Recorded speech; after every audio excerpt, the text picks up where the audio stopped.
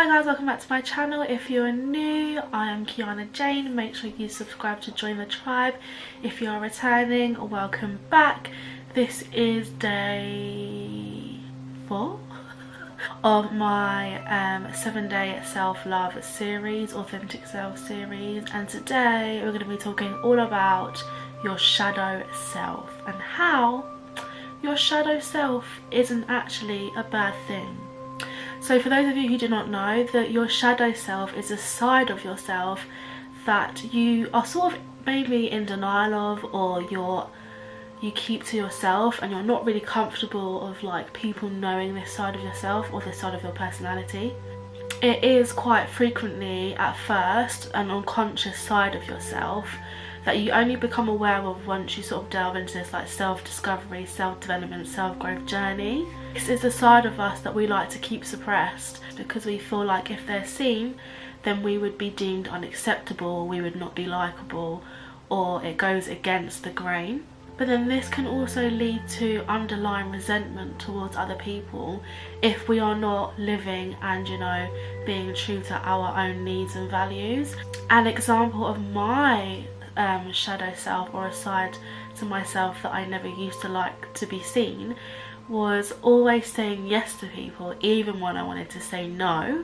And I thought, you know, that this side of myself that wanted to say no to people had to be kept away because it wasn't nice. Nobody would like me if I said no, and I had to be over giving, and I had to, you know, say yes to everything, yes to helping everyone.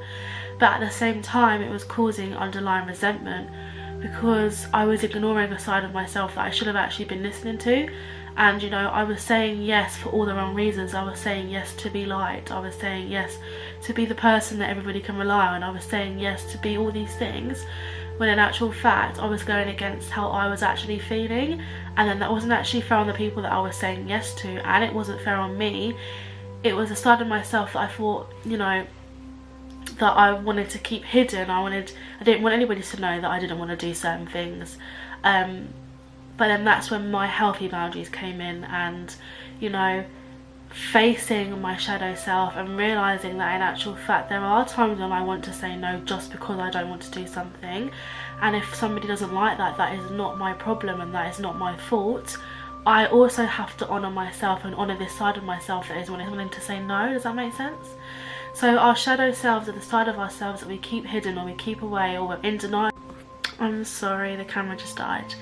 But yeah, that we're in denial about, so that we are presented and so that we are perceived as this specific person that we want to be perceived as, not the true us. But then this also is bad when, you know, we are not therefore honouring our own needs, because that therefore means that we are not being true to ourselves, we're not listening to our inner guidance system.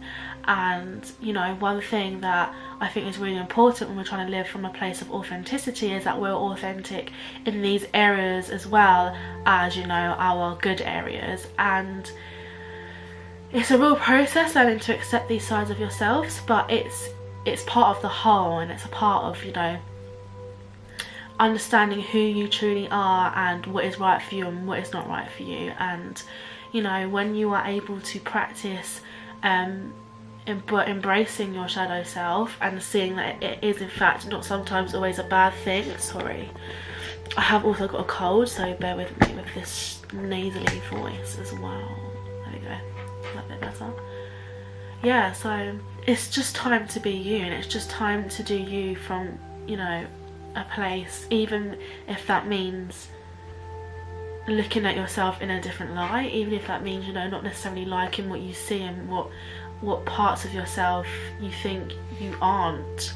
And so in my course, Always Authentically You, we delve deep into, you know, creating boundaries, creating the values that you need to live your life from an authentic and truthful place, that you need so that you can thrive while you are, you know, being your best self, but also being your best self for others.